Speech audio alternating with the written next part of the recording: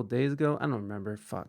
But we were sort of looking through your stuff and preparing for today, and sort of going through your stuff. And I think I read something on a YouTube video where where you were taking peyote, and I was like, oh shit, like this is gonna be wild.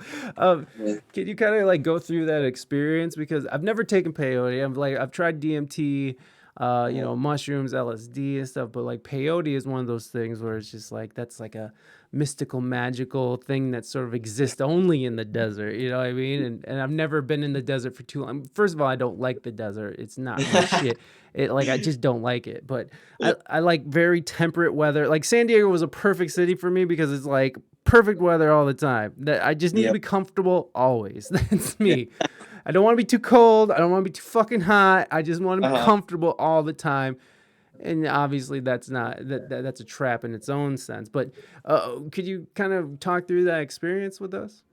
Yeah, I was invited by a group of friends who are all they're probably 5, 10 years older than me, and they were all females, and they were these just very strong women, very grounded women, like people that I would look at as sisters, and it was very healing for me to be around them because I had just been around like a very toxic relationship, and so to be reintroduced to like a place where there was in this like non-sexual way of just like having a really great group of women who really had your best interest, and it was the same for them. They were like, we trust you enough to be here with us, and so I was very fortunate enough to do that. And one of the women, um, her partner has been a part of, and I'm forgetting the name right now of the specific tribe, but he's been a part of these peyote ceremonies since he was a child. Whoa. And his brother is the one who holds the ceremony, and it was with the Native American Church. So it's this completely legal like space that's dedicated to them. And we actually went out to California, probably like an hour or so west of like the Salton Sea. Mm, I can't remember exactly where it was, but it's still very deserty, like in the yeah. middle of the desert kind of thing. Mm, And so we went out there. The day before was spent uh, doing, different breath work and different yoga and different.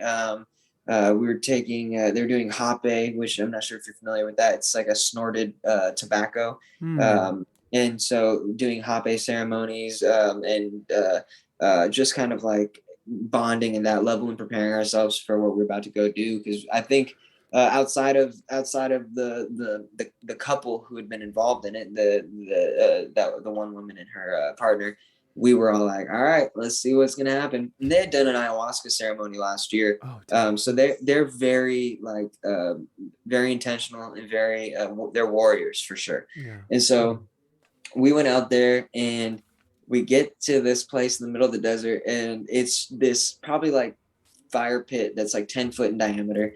There's this beautiful altar where you had to bring like a candle and bring something. And as the sun's setting, everybody starts showing up.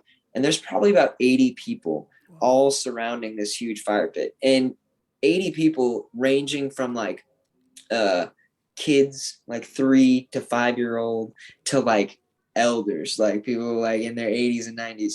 And you're sitting next to people from like just kind of like every possible upbringing, like whether it's just like people they're seeking to expand on their own personal journey, or people who are there because they've overcome substance and they were out of jail now and they're doing this, and it's a part of their commitment to themselves to show up here and do these things.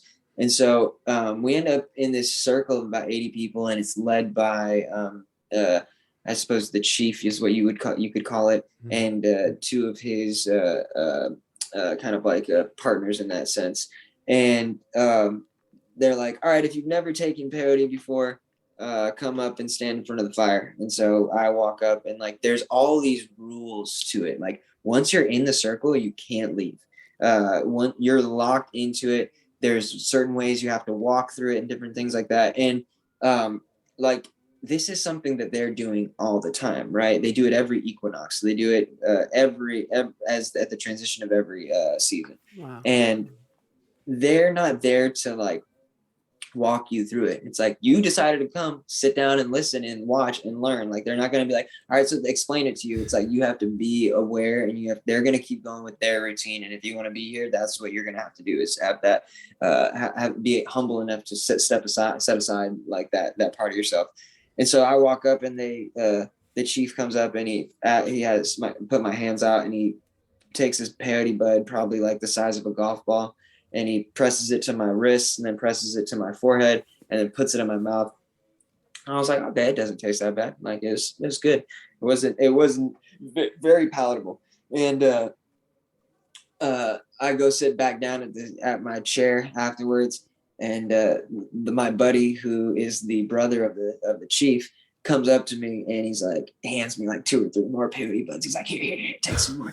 And and and they told us to bring oranges because like it would to help the peyote go down. And I was eating the peyote, and I was like, you don't need an orange for this. Like, this is perfectly fine. I'm just eating it. It was not nearly as bad as mushrooms or something like Yeah. that. It was like kind of like a really bland, like cucumber, apple. Like, I don't even know like how to, like, the texture of it. Yeah. Like very like a gummy almost. It was so Yeah, strange. I've had like a And San Pedro cactus a little bit, and that was like a fresh one. And I yeah, was dumb. I didn't know how to do it, but like that, I had that like I feel that like that cucumbery taste. And I know it's exactly. different, but yeah, I get what you're Yeah, yeah, saying.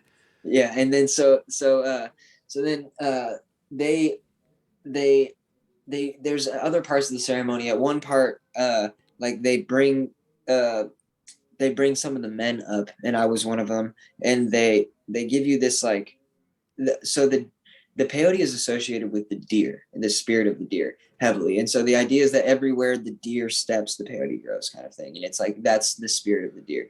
And so in the process, what they do is they kill a deer before, the day before or something. And they bring that there. And the whole time there's this stew cooking on the fire with the deer in it. And they walk up, and they hand me this huge bone that's sharpened, and they're like, there's a deer heart laying in front of the fire. And they're like, stab the deer heart and flick the blood into the fire, like, with your intentions, with this, that, and the other. And I remember, and like, I've grown up hunting my entire life, like big game animals and stuff. Oh, Like, tight. me personally, the heart of the deer was my favorite part to eat. Like, Mm, it's delicious. It's incredibly, like, it's so good. that's And tight. so it wasn't like anything that was like, oh my God, Right.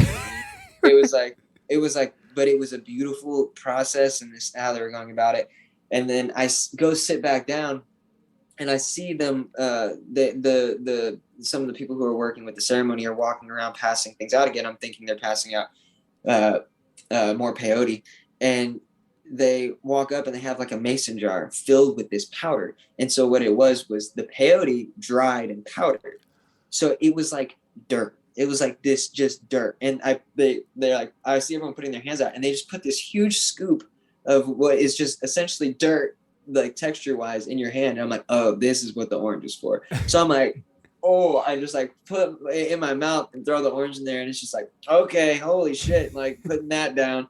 And then after that, they're like, if anybody has their own cups, we're gonna pass around some tea right now, and then whoever has cups, we'll pass it out to you first. So I'm like, oh, that's very nice. Like, they just gave us this gnarly, powdered shit. They're gonna give us some tea to wash it down.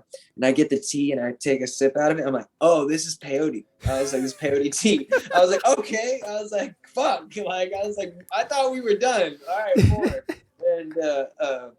And the thing about the peyote, which was unlike any of the psychedelics that I experienced before, was the purge of it. They called it getting well. And so the whole time there's just retching going on. People, and it goes right into it makes you almost feel like you have, I mean, me personally, it puts you in the space where it's almost like you have a flu instantly. Like, it's very intense. Like, in this, like, not like mushrooms. Like, mushrooms are like, oh, my stomach. Like, no, this goes right to it. And they believe that it's like purging you out. It's good. So like, they call it getting well. So anytime somebody gets well, they would just be like, I got well, and then there was two volunteers who would come around with a shovel and scoop the vomit and take it outside of the circle and put it outside of it. But the whole time people are just retching and vomiting and things like that. And I mean, even the children are consuming small amounts of peyote. So they're good, the kids, everything like that. And so so then for the next, and it's from sundown to sun up. And we went till 11 a.m., like past when the sun was up. So it was 16 hours, I think it was like 15 or 16 hours of being locked in this circle. At one point, I remember I was like, I got to go to the bathroom. And there was like breaks where like, it was like, okay, one or two people can leave at a time to use the restroom, but that's it. And so I was like, kind of my turn to leave the circle. And I walk out to the middle of the desert to go take a piss. And I look up, and from each star in the sky, there was these threads of light coming into the ground. And it was the first time I'd stepped away from the fire. And the whole time, this entire 13-15 hour process, they are dancing, singing. They have boots covered with shells, and they're jumping around. And like there's these beautiful just like uh uh like I'm spacing the word, but uh yeah, those ceremonial aspects of it. And it was that itself, like even when I got out of the peyote ceremony, I was like, dude, I could have done that whole thing and not taken peyote, and I feel like it would have been just as transformational. It was just such a beautiful thing. And at one point in like probably like midnight, we go and they have everybody do this thing called the deer dance. And it's funny because everybody's just spent all this time purging and vomiting and stuff, and then it's almost like, you know how good you feel after you throw up. And so there's just this new energy, and they're everybody's running around the fire like little kids, like in this very liberated sense and stuff. And they're and dancing around the food that we're about to eat. And then they give us the stew. We eat a little bit of the venison, and then they give us at probably around 3 or 4 in the morning. And mind you, the entire time it's probably like below 30 degrees, and the wind is just just blowing, and you're trapped in this circle. Like, and so I was sitting there with I had prepared, but I had a sleeping bag too, and I just had myself wrapped in that sleeping bag with just like my eyes visible.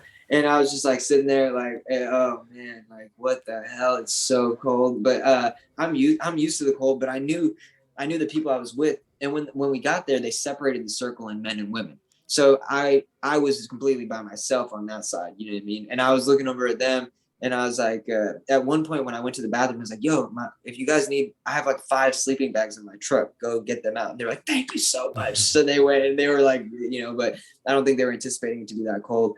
But so yeah, the deer dance, the venison, then they give us the hot chocolate, which was just like, oh, it was the best hot chocolate you'd ever have in your entire life, because you're freezing cold and you just been eating crazy things, you know what I mean? Yeah. And the whole time I'm just the tobacco is heavily associated with the peyote as well too. So the whole time I'm just smoking cigarettes, like rolling cigarettes and smoking cigarettes.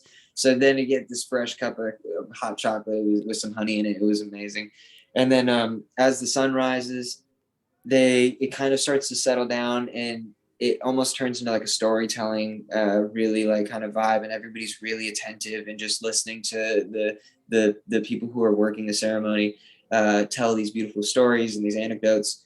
And then at the end, everyone, it was asked to say 4 words about their experience, and they went around the circle. And when they got to me, at the point I was at, I was really kind of like thinking on the concept of like, how do I know all this stuff, but I can't apply it?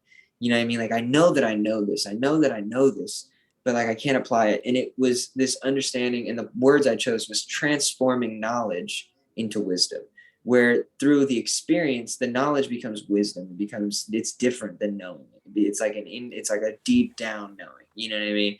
And so, so we go through that, and then how we exit the circle as the ceremony ends is kind of like one person comes out and goes to the person next to them, and they have a moment to give each other a hug and talk, and then it goes, and so it kind of snakes back out, and everybody has a moment with this person in front of you. And it was one of those moments where you're around all these strangers, And every single person is like, thank you, brother. Thank you, sister. Like really seeing you as this cosmic tribe of people, and knowing that there was people out there who could meet you in that space was one of those things that forever changed me, because I knew it was possible. Even if people didn't always meet me there, I knew that there were people who understood that there was this, that we're all brothers and sisters here. And one of my favorite quotes of Ram Dass is, "We're all just walking each other home." And and it's such a sincere, kind of sweet, idea that like we're all just walking each other back home to the other side of this, or wherever we came from in that Yeah. thing. So so like I said, even with all of that, the peyote, it was just as much the ceremony and the intention and everything that went into it that was really a moment that I will not forget. I was like, I got invited again, back to go again, and I was like, I was just busy, and but I would like to do it again in a smaller ceremony, Mm. in a more intimate one, whether it's one on one with a shaman or something like that. But because in my mind, they're not going to take 80 people extremely deep into a peyote ceremony. Mm. That's room for chaos to brew right there. Mm. And so I felt like they took us all very consciously to a certain space, but didn't overdo it. And I felt like I wanted to experience more of it. And so my resistance to go back was like also that I was like, I feel like I kind of like know what to expect, and I would like to, I'm down to do it again, but like if it was up to me, I would do it a little differently, Mm. and not in a disrespectful way, but just so that was a really unique experience, and I know not everybody gets to do that, and it's crazy. Even just reflecting on it with you, I can really feel like being there again. Wow.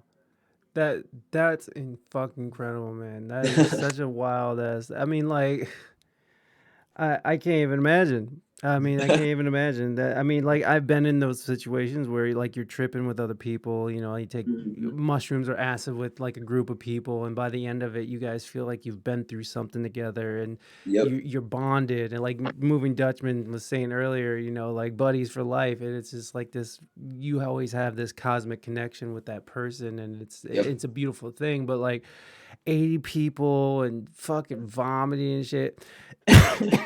Excuse me. Sorry about that. I just choked on my own Okay. spit. It happens. It happens way too often for me. Uh, uh, no, that's such a wild experience, and like when you hear about people who do the ayahuasca, who go down to South America, and there's kind of a similar thing. Have you done DMT before? And Yeah. is it similar to that? I mean, because like DMT for me is different than like mushrooms because I feel like.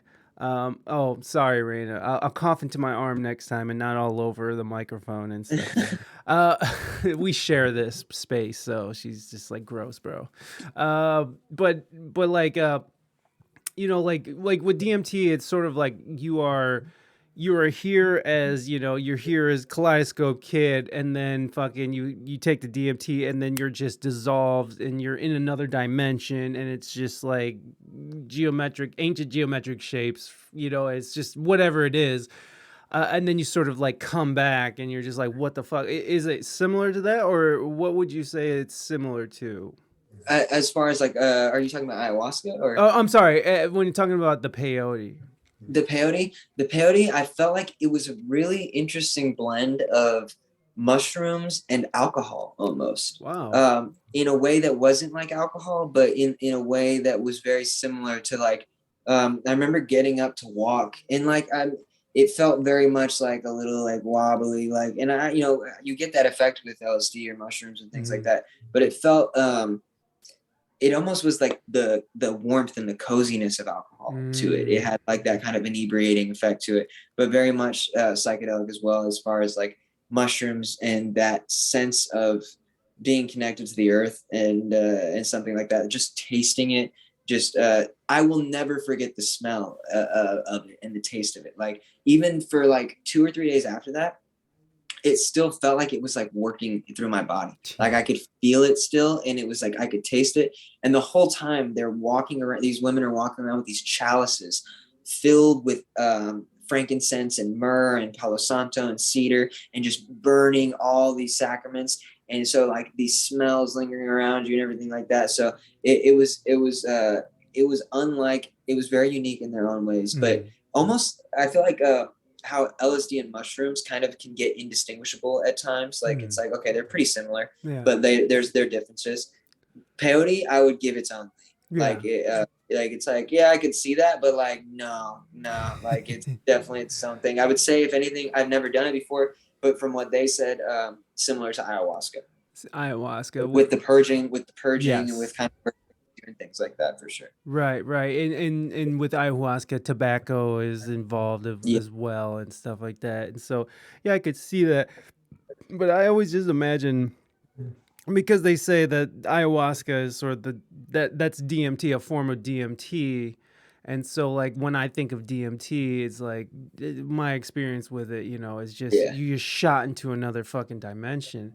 Do you yeah. do you think that these powerful hallucinogens like DMT, or I can't say, mushrooms are super powerful, LSD, or like, these are very powerful fucking But substances. DMT and 5-MeO DMT, whether it's from the Bufo alvarius frog or toad, or from the synthesized version, they're Hmm. definitely a class of their own for sure. Who? Yeah, exactly. Do you think, like, specifically, I guess, so sort of like DMT, do you think that these are just chemical reactions that are sort of taking place in our brain? Like, what is it? What do you think is happening? Or do you feel like we are sort of being transported into another dimension and able to see, beyond the veil? Yeah, What is your interpretation of it? yeah. I feel like I always loved Alan Watts saying, like, the idea that the world is made up of, like, the universe is made up of nothing, like there's nothing out there, but that it's misinterpreted, because realistically what that means is it's no thing, it's everything. Hmm. And so that everything in its essence is one. Like it's all more one than even our word and our idea of one. We can understand our idea of unity. And so I think it brings you back to the rawest state, almost like it's like the Godhead, I suppose, is the best analogy for it. Of like, that is that is what is happening in all of us, and that's what, like, it's incredible, like, and as far as like just trying to even bring it into words, you know what I Right. mean? It's like you have to dance with it. And one of the analogy it makes me think of is that, like, fire doesn't burn itself, like light doesn't illuminate itself. And if we are that God or the universe, how could we know ourselves? You know what I mean? Because we are it. And so that's the trap in, almost like, the idea that if the universe was everything, um, I'm not sure if you've ever heard the analogy that Alan Watts gives about the dream analogy. And what he says is, if you could, in one night, dream 100 years of living, every night, and you were in complete control of your dreams, that can be looked at as like an analogy for being God. You're completely in control of this kind of thing. You could do whatever you want, Hmm. anything. You would explore that as much as you can, until eventually you would get to a point where you're like, man, I feel like I've done everything. Like, let's try to have a dream where I let go of control and I don't know what's going to happen. And so then you have that dream where you let go of a little bit of control, and you come back and you're like, whoa, that was crazy. Okay. Until eventually you would dream the dream of the life that you're living now.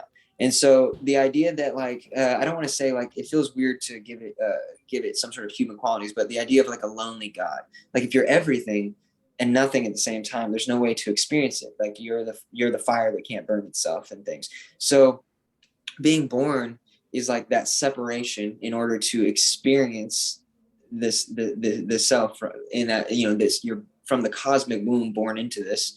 And then even in it, the rest of your life, I feel like we want to feel, we as we move through life, we feel this need for connection. And I remember I dealt with I feel like, as most people, especially in the with the rat race mentality that we live in and things, have faced suicidal thoughts and things of that nature. And I remember being just really, really low.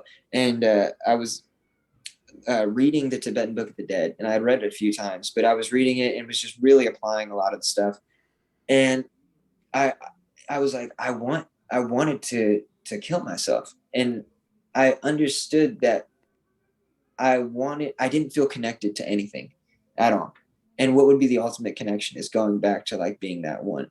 And so in that moment, I kind of understood that like, yeah, that would work, but also I can have my needs met another way. If that's what I need is connection, whether that's through friends, finding this way to connect with nature and this thing, this, that, and the other. So I feel like a lot of our longing and our desire to do a lot of things we do is almost to feel that again, and it comes out in all these other ways that are disguised as like the human experience, whether it's marriage. Like marriage is another union in that sense, where it's like that's getting closer to where we came from, which is when we were everything again. And that's the analogy of like walking each other home. We're all just walking each other home. Mhm. So so yeah, it's hard to describe, but I feel like DMT and a lot of the psychedelics, like even with mushrooms, molecularly, I think it's only one. There's one variation that separates it from DMT. It's very Mhm. close to DMT as well. And there's been plenty of times where I would fast for a day or two before taking a large dose of mushrooms, and then when I would take them, I would meditate and I would create this environment for myself. Where after I would meditate and I'd be laying there for 2 or 3 hours in a complete still state, that I would leave my body to a degree that was very similar to DMT, but a little bit more integratable for Mhm. me, and like I could slow it down a little bit, kind of thing. And so there's this familiarity that crosses over between all of them, where you're like, okay, like this is I've been here in this realm, I've been here in this realm, I've seen this before. But with DMT, it just so happens to be like a bus pass that takes you right there, as opposed to like mushrooms, you might have a few stops on the way or something. Yeah, they fucking rocket ship, bro. Exactly. Uh, Man,